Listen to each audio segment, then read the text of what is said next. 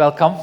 So it's a pretty hot topic, I think. So thank you for coming, and my guest, thank you for coming again. This is pretty, very hot topic since 2021, as far as I remember. So real estate is the world's, as you know, biggest asset class. But on the other hand, it is one of the last one to be disrupted by crypto. And I think now it is changing. So we have seen so many examples in the different jurisdictions in UAE. So we have Garen here from Dubai and also from APAC region and knows all very well. We have quite experts, so they are going to verify my actually the statement that it is changing now. So from fractional ownership to the tokenized main income streams. So now it is time that we are witnessing that. So we are seeing, tokenized properties is gaining pace at the moment, become one of the most promising area in the vertical and pretty complex. So we are now going to discuss how complex and what should be done to make it mainstream. So we have experts. Let me introduce. Thank you for our hosts. So we have Hakan there on the far corner, DAO-based CBDO. So Hakan, welcome. Oh Thongsrinoon, Altava Group, CMO. It's always hard to pronounce it, bro. Sorry for that. So I'm not the only one person, right? We've known each other for 3 years. And yeah, but it's still hard for me. Yeah. Garen, we have just met with Garen Mehrabian, Public Masterpiece, COO and co-founder. And I have İhsan Can Aşık from Ask Legal Partners.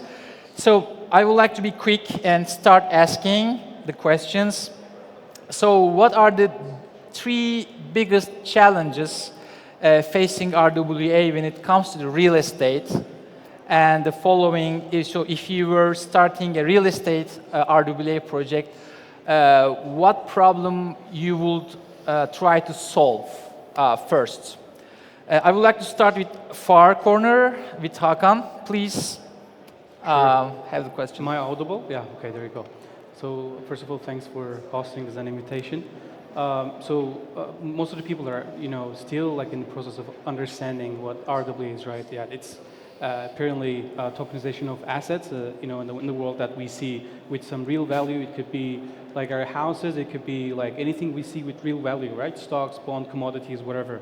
And today we're going to be specifically focusing on real estate, though. But I think the problems and the issues are similar to it. Like I'm going to be approaching it from general to more like customized and specific points. So I have built a platform called RWA Finance back in 2020, 21. Like it was also very hot narrative. Though most of the problems that we don't see today existed back then. And the progress that we see like over the last 3-4 years is actually like faster than I personally expected. In particularly like back then I personally was seeing a lot of like people and companies starting to say this, okay, I'm doing this RWA, I am basically tokenizing this whole building or this land, this territory. And how do you do that? Basically, like they don't much, touch upon the regulatory part, because there's no clarity. There was no clarity back then as well, even more complex. And they were basically signing contracts, person to person, which was not valid. Like if anything happens, if you take this to the court and say this, okay, Hakan basically issued this and we signed a contract, and I, as the holder of this token, I am actually fractionally maybe on or partially on this building, but the court doesn't recognize this because this is not the way how it happens. So still the problems exist, but to what extent, that's actually the question mark.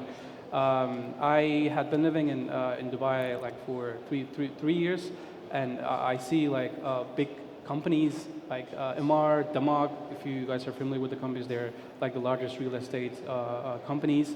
They actually initiated like, they had a lot of attempts But I can say like Dubai government in particular, like they're not directly giving the license, but it's like license in sandbox, I would say, sandbox licenses. But when it comes to, let's say, Switzerland and some other good examples where we can see successful tokenized assets, where they have officially like custody licenses, you can basically easily trade, the U.S. Treasury bills and other relevant assets in a tokenized way. So without you actually being their citizens or whatever. And so I would say from legal perspective, legal complexity still exists. And another thing is liquidity, and I think that comes with awareness part. Probably you may agree or not, but this is something that I have been facing for quite a while. It's actually similar to whole Web3 industry. So, we realized that we wanted to tokenize stocks and bonds, and for this we had to talk to and convince institutions who were not aware at all. Like I was talking and they were just looking at me as if like I'm coming from like out of space. Because that, after they started understanding and they, became more educated in this sense, they started to, grow more interest. So awareness part from both institutional and also regular users, like retail part, I think that's the second problem that I personally face. So legal complexity, awareness, lack of awareness, and also liquidity, because nobody would love to get into illiquid market where you don't have much users or buyers and enough sellers. So those are the most prominent ones. There are a lot of others, but just I'm going to be keeping that short on this three. So when it comes to your project, if you were to build your own RWA project for real estate, what would be the first issue that you would like to solve and address? Since I personally cannot solve like legal, legal issues, but it's still bigger, I would love bigger to than come bigger with a product where there's more clarity, because users they don't care about infra, they don't care about like background problems. They want to have something with good UI, UX, where they can easily, without any background knowledge, invest in the asset that they want. Like in this case, whatever, like whether it's real estate or something else. So I would probably work on more like product side, other than legal, because this is not something I can solve it. But as a whole industry and education probably. Exactly. So, would you like to take the same question? Sure. So I think for me, the three, there are a lot of challenges, but I would say three. So, and I think all three are related, right? So one, there's jurisdiction, right? Two, I think there's a local regulatory framework. And then three is trust and education. I cheated, it's like kind of four, but those are the three key things I think, and it's all related. And I think the analogy I like to use is that the challenge is not like unique, because if you look at it, it's the same challenge as you would if you were to buy real estate in a foreign country, right? Because I think it kind of relates to that, meaning that each country has its own regulatory framework, right? So what's legal, let's say in Dubai, may not be legal in Thailand, may not be legal in Vietnam, and so on. Good example, so if you look at the real world, real estate purchase in Vietnam, you cannot have freehold. You can only have leasehold land, right? And it's 50 years. And there's supposed to be a renewal process, but it's not clear how you renew those land. So if without that understanding, right, in the first place, and you try to buy, real estate, physical one or tokenized one, but if the provider said, hey, you could have a freehold land, then, and if you believe that, then it's finished, right? You got scammed, So I think it kind of comes down to that understanding first. In Thailand, for example, you can have freehold, but only for condominium and apartment, not for landed property. So townhouse and home you cannot own. And then at the other extreme, you have Georgia, the country, not the US Georgia, where you can actually own land, real estate, everything, but not farmland. So as you can see, right, just three examples, you have three different situation and framework, and all of them are different. So I think it's, and that relates back to education, right? Having either yourself educated and the service provider that you work with help to educate you, and then having the trust in that service provider. So it's kind of like, you go to Dubai, you want to buy an apartment. I'm sure you have to have some degree of trust to the seller, right, to help you overcome a lot of these issues. So I think those are the three biggest challenges. Yeah, if you would like to purchase something in Dubai, you have Garen just next to you. You can talk with him. Yes, I mean, I don't come directly from the real estate market. I mean, I do art trade, but one of our partners actually wrote the real estate index for Dubai. So we've seen the evolution in Dubai, starting with the issue of how much does a property cost and is valuated in different areas of the city. We need to always, or the first step is always to have a framework.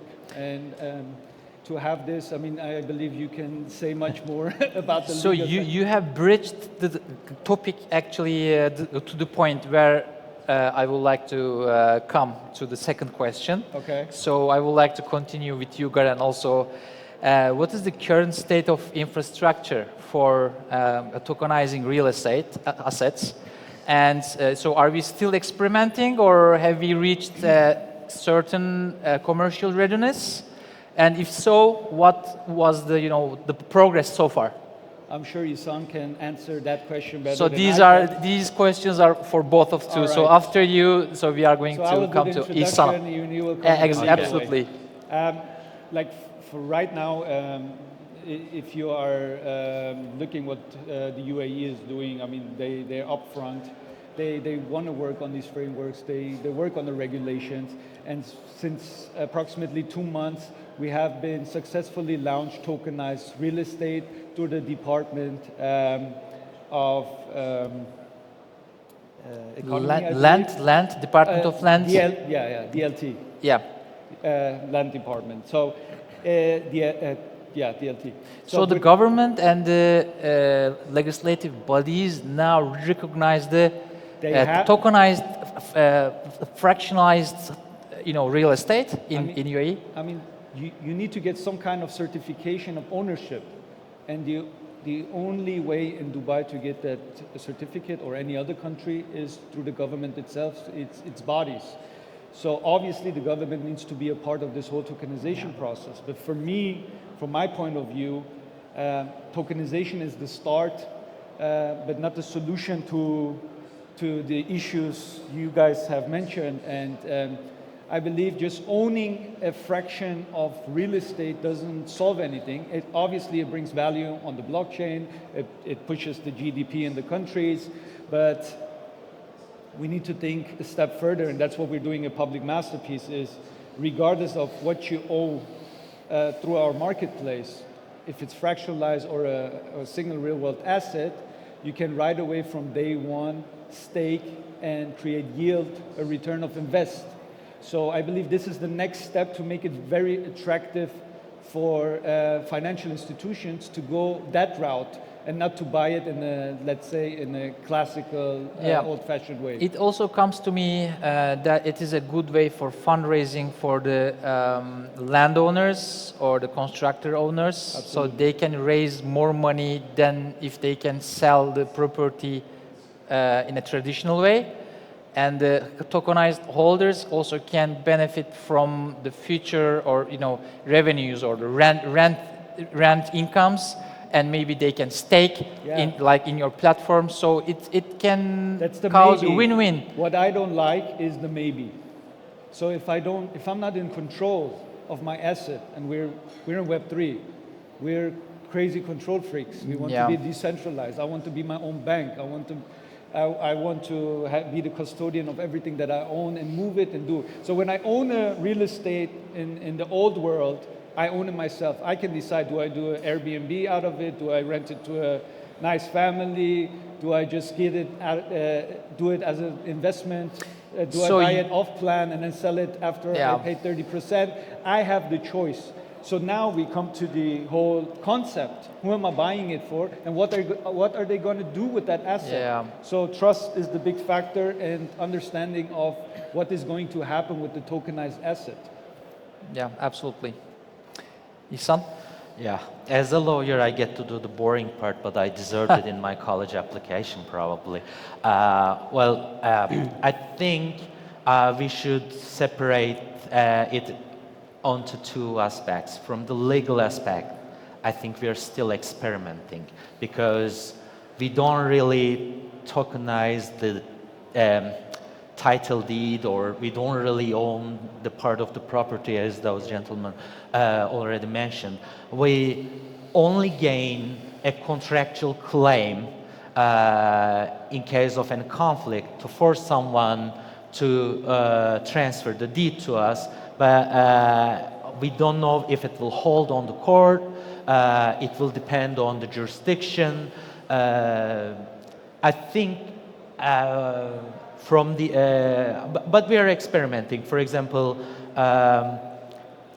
creating SPVs and purchasing the land through them is an experiment. But from the technical aspects, they're more experienced than I am. But I think we passed beyond a little bit of experimentation phase.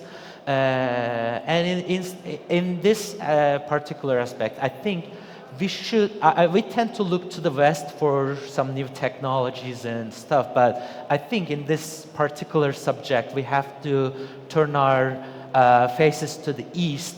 For example, Dubai is like one of the first movers in such things, trying to find the new innovative ways. Government is heavily involved.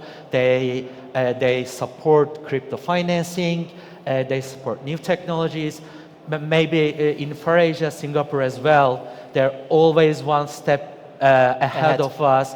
It was the same in the payments and e-money legislations before the crypto hype. They always have very clear sandboxes, pathways.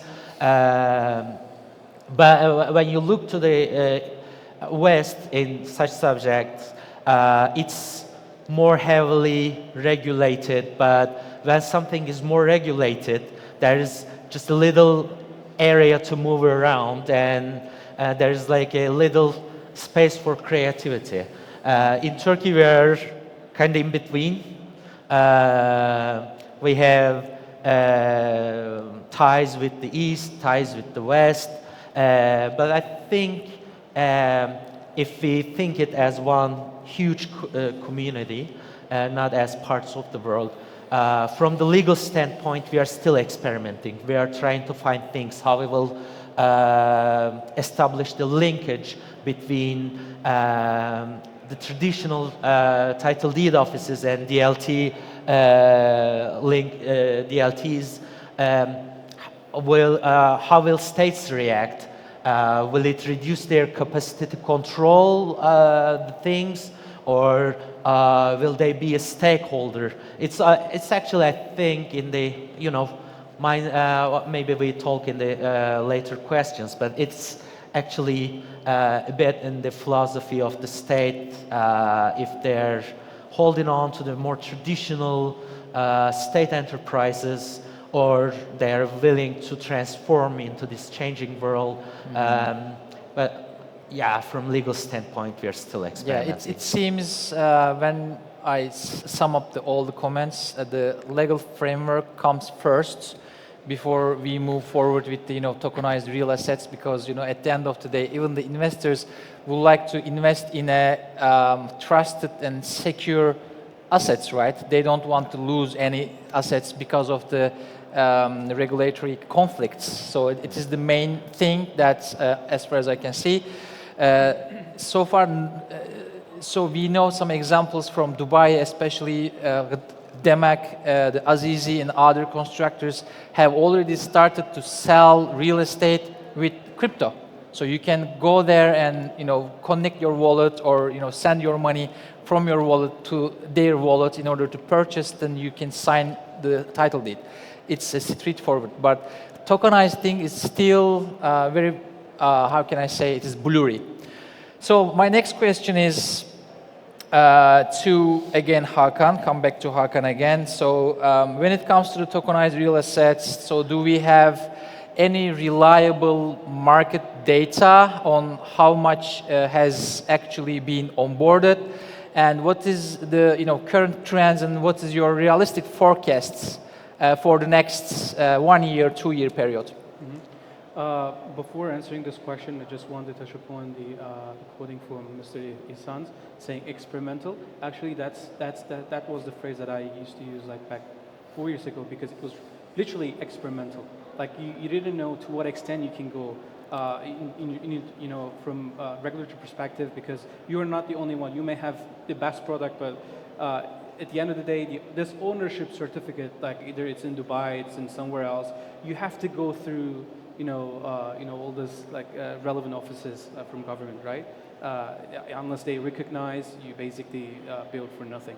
And still, I still think this, we cannot completely go, go for RWA for every stuff, because people are asking, can we tokenize everything? Like, or what can we tokenize? I believe everything can be tokenized technically. This bottle, this thing, but what value it brings? That's the question that we need to be asking. Right. So I believe we are still at the early stage, to a certain extent experimental. So back to your question, numbers. Of course, there's no such platform like giving you specific numbers for all tokenized assets. But we know, like for those who are familiar with RWA or interested in RWA, did any type of research, there's an institution called the Boston Consulting Group, which is quite famous in the space, and they issued a report like a few years ago, saying this by 2030, I think it used to be like $16 trillion worth of assets will be tokenized. Like that's a huge number, because if you think of the whole crypto market, how much it's valued, like $2-3 trillion, and 4 maximum, like even it's all-time high. And we're talking about RWA only consisting of $16 trillion, and that's like most conservative estimate. So there are other institutions like I think Standard Chartered was also one of those who did a deep dive into RWA, and they were, I think, if I'm not mistaken, they were saying something like double of this amount, like $35 trillion will be worth of assets will be tokenized by 2034, 35, like 10 years from now. Is it like doable? Is it like realistic?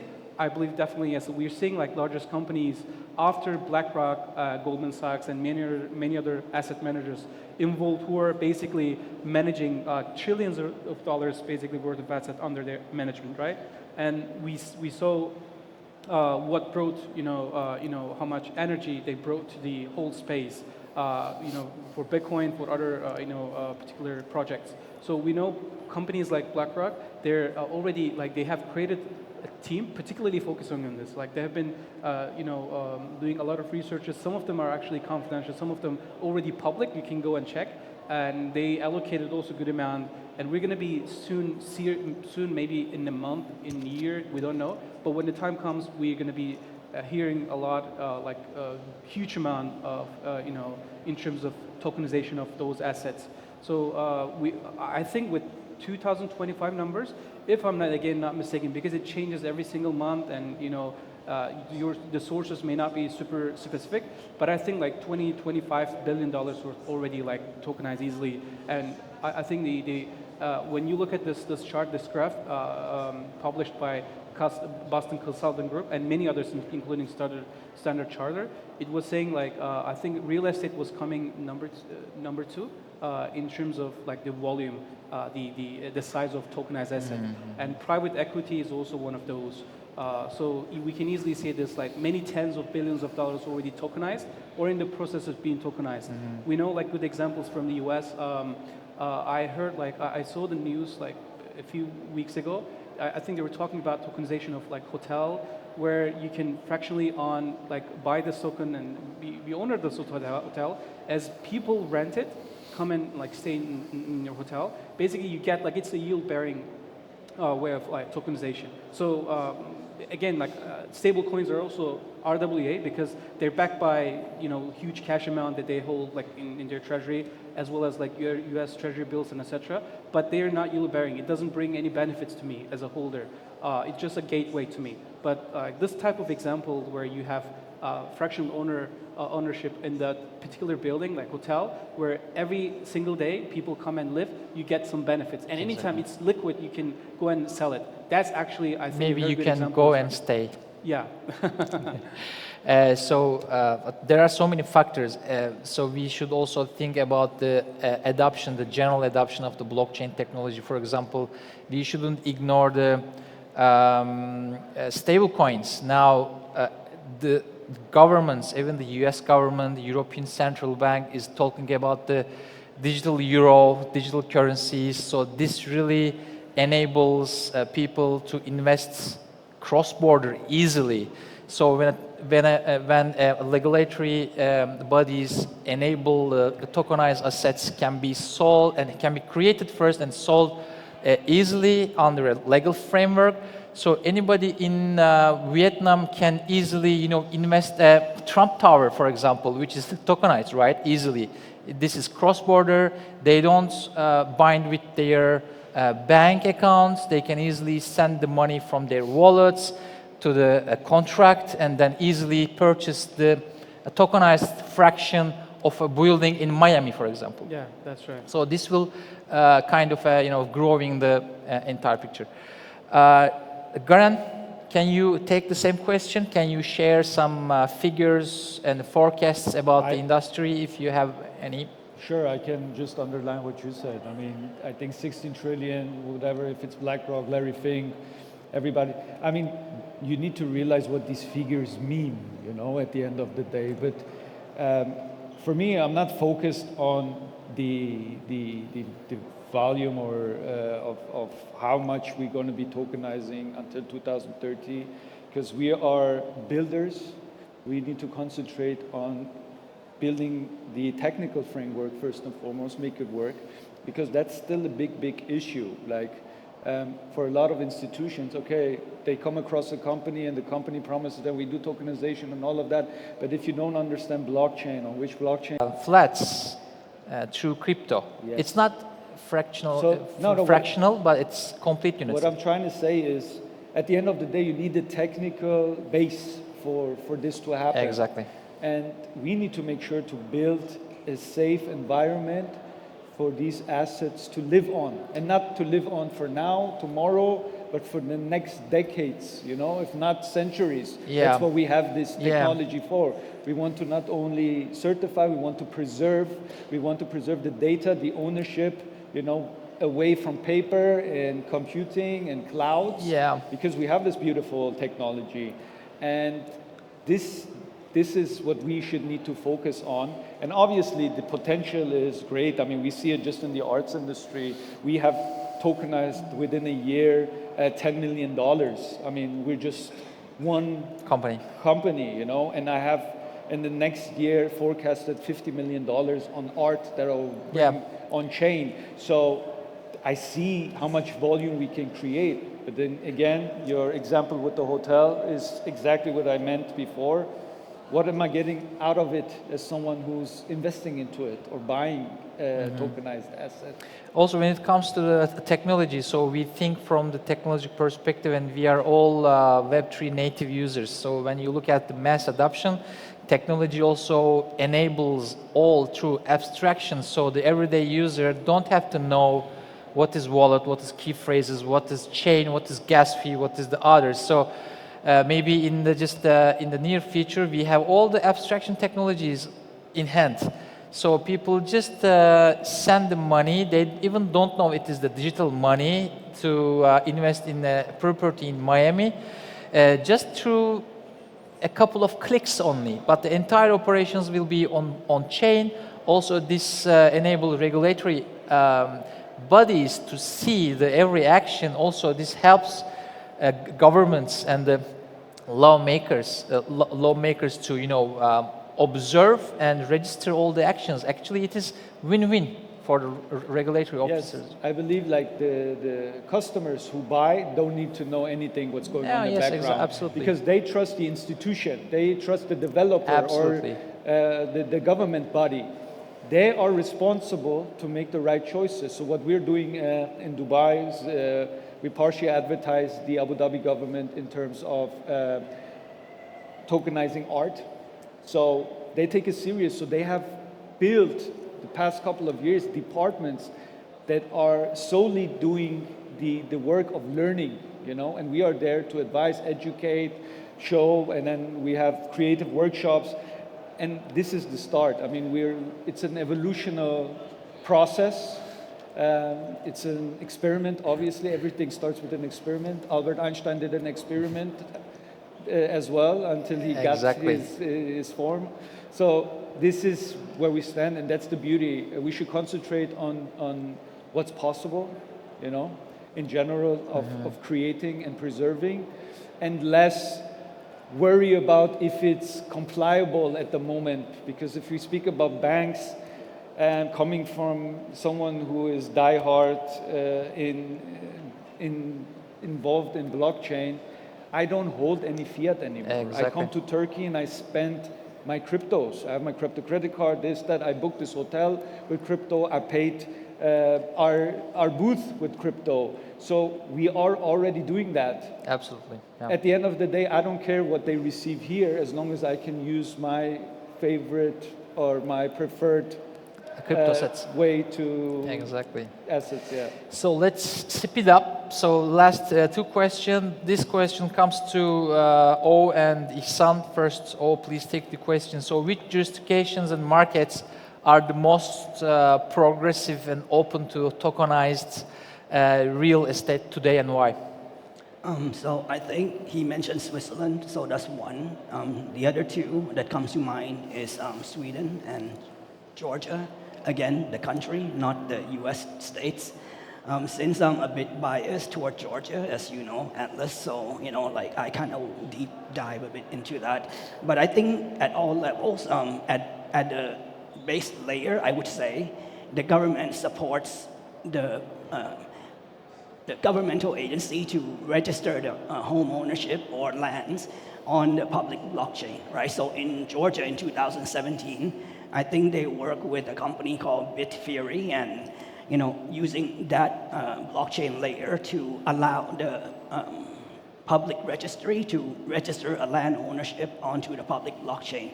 So I think that's probably the first layer, but then you kind of progressively go from there, right?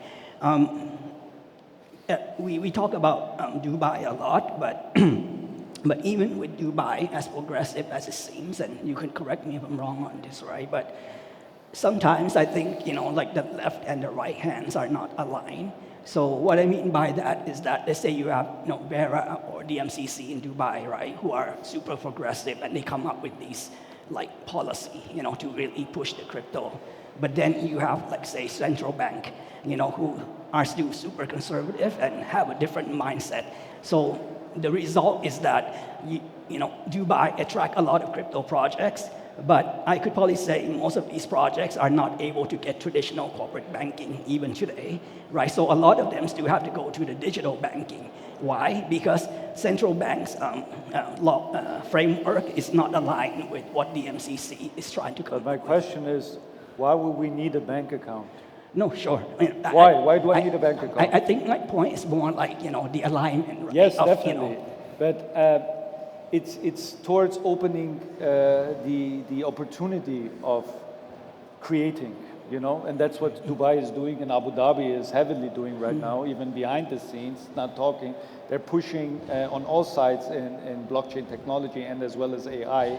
So for me, I am a company, I have the holding based in Dubai, and my crypto activities, as you said, yeah, we were part of creating the infrastructure for the licensing as well through Crypto Oasis in DMCC. So yes, there is certain licenses, but again, this is we're taking the baby steps. Right. So I would salute this and not criticize it, because yeah, the central bank still opened up for banks in Dubai to be able to work with certain tokens that are registered in the UAE. So my employees receive their salaries through stablecoins, officially under the supervision of the government. So that's all possible already, and we're moving more and more closer. I mean, all these bodies need to understand, you know. So it is a process. I see the problems, but again, we as decentralized bodies don't want to be pushed in a centralized framework. We want to work with, we want to have some kind of regulatories to be able to expand, but we don't want to take over the old habits and old systems into our system right now, because then we're not allowed to talk about innovation. Yeah, we have to transform as the blockchain and cryptocurrencies have transformed the financial sector. And on the other hand, in Turkey in 2021, the central bank has forbidden to make payments through cryptocurrencies. Now in Turkey, you cannot pay, let's say, a crypto asset service provider cannot issue a card to you in which there's cryptocurrencies and you can pay by card. They cannot cooperate with e-money and payment institutions. You can only withdraw to your bank account from your crypto exchange or vice versa. So I think I agree with Garen in this one. It's very important to do the innovations, and I think it's essential to convince the governmental bodies to ensure a certain level of involvement from them, and to convince them to leave the old habits at the door and understand what actually the technology behind it is. Because I will answer this a little bit more Turkey-centric. Here, the hype is about more like the cryptocurrencies, the exchanging it, maybe gaining some benefits, some money from it.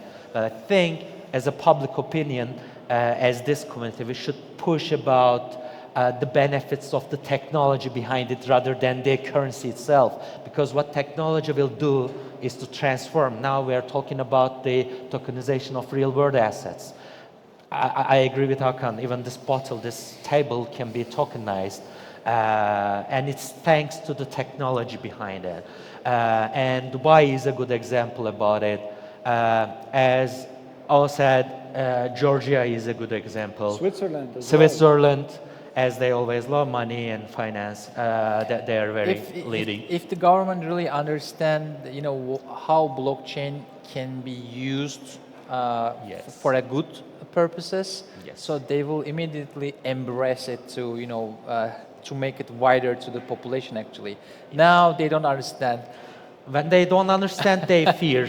As their nature states are very centralized entities. So decentralized as a word scares them a lot. They don't understand. They fear what they can't audit, monitor, and tax, of course. So maybe one of the reasons we can pay with cryptocurrencies today in Turkey, because we couldn't figure out how to tax the merchants for their crypto incomes.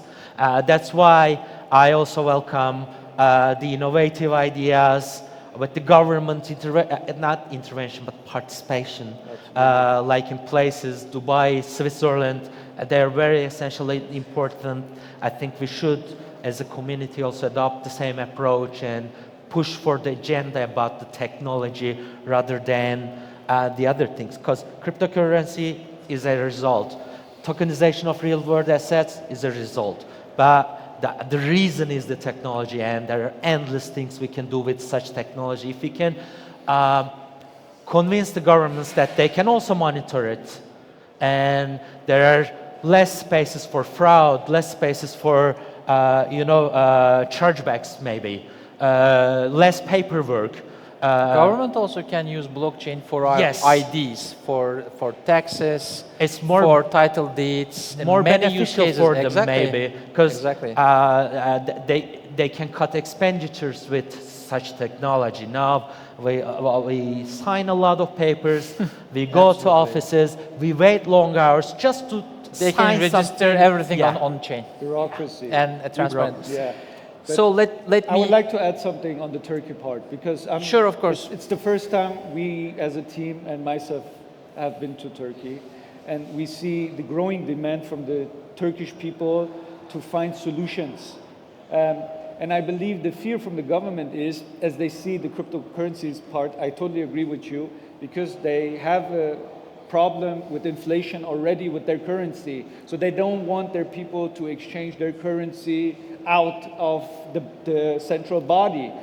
And the thought process needs to be different, because if the government would understand opening up and creating a framework legally with bright minds like this gentleman right here, we would be able to invest from outside into the country of Turkey. Me, myself, I would have opened up right now an office in Turkey and have an operation in Turkey and have employees in Turkey, do the education in Turkey. I was invited now by several universities, you know, to educate. But if the framework is not there, and if they're still in that fear situation where they think, okay, this could only harm their power or their control over their currency, this is where we need to help to educate them that it is actually the opposite. We can bring a lot of assets internationally into this country once you decide to open the doors for blockchain technology to evolve. Okay, perfect. So let's come to the next and final question.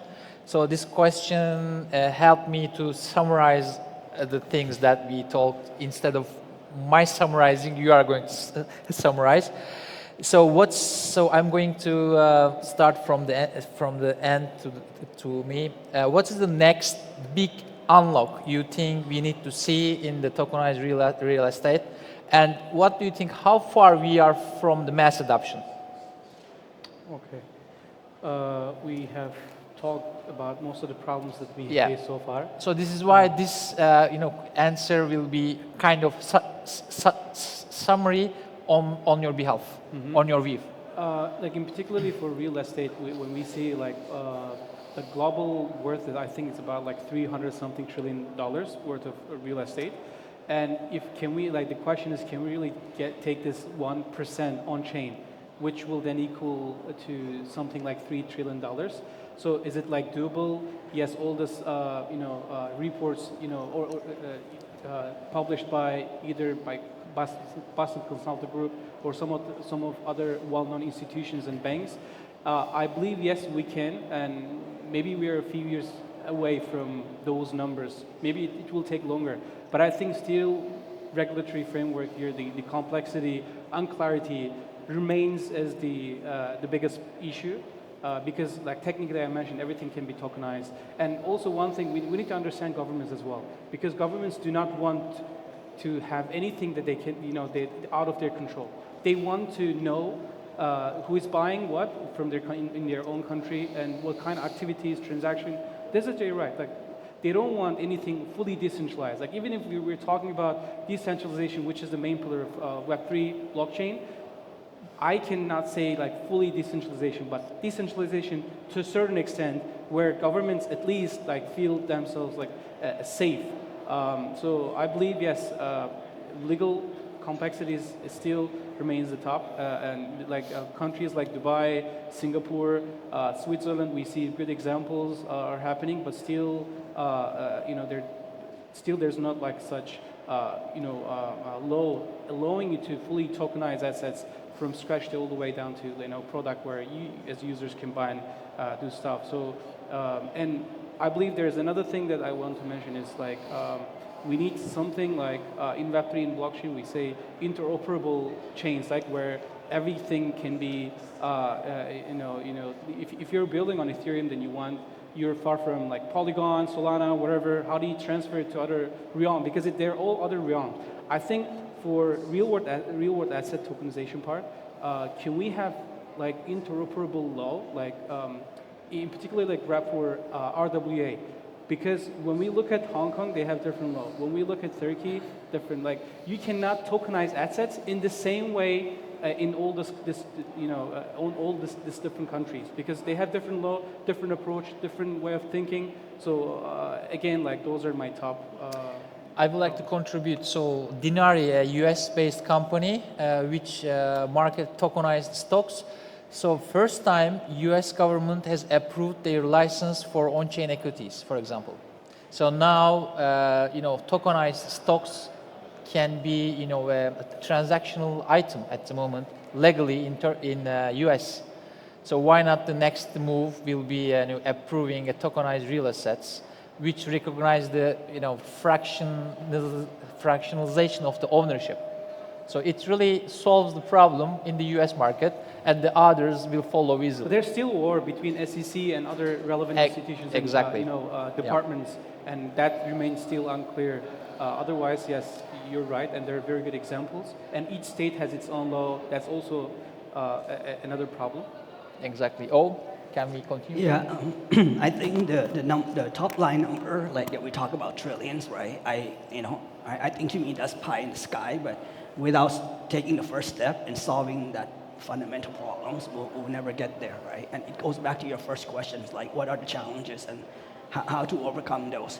And for me, I think that's where the paradox lies, because I think for like the Web3 native or crypto native, right, I think we're comfortable with the concept of decentralization, without centralized control. But in order for mass adoption to happen, and this is where the paradox comes in, right? For people like your mom, my mom, like they trust like centralized or like regulatory. And papers. Yeah, and papers or certification, So I think, the reason why blockchain or Bitcoin is where it is today is because big institutions like BlackRock and these funds are coming in, right? They kind of institutionalize this class. Because without them, I don't know if we would have this kind of mass adoption that we see today, right? So I think it's almost like there needs to be a happy medium where like you have a degree of decentralization, but just enough regulatory framework in place to build that trust, in the end user or the consumer class, right? And I think just from hearing everyone talks, I think the one common thread here is government involvement, right? Because you could talk about, private sector all you want, service provider, tech provider, even property tech or like traditional real estate company like DMAC, right? DAMAC. But if the government does not step in and provide like, that framework, right? Because I could buy from him today, right? But if we have to litigate and go to court, and if this thing is not recognized by law, right, and the government say, hey, you can't bring this to court, it doesn't count in my country, then all of that is nothing. So I think, like having a government being involved, and work with them and hopefully try to come up with something, and I think government, their innovation is a lasting in their DNA, unfortunately.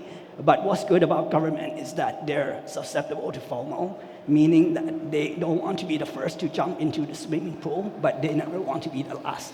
So meaning that if Dubai or like Georgia or like Thailand is successful, you can bet that every government will race to follow them quickly, right? So I think, our hope, collectively is that we hope that at least one country will be very successful at this quickly, and that's gonna really like spur the innovation, and the rest of the government to kind of catch up. Okay, thank you. Should I repeat the question again, or? No, I'm totally in the conversation. So, thank you for bringing up the US. I think that's a very important part of the solution of this whole dilemma that we have in real estate. By having a president in the US that comes from real estate, and his son, Eric Trump,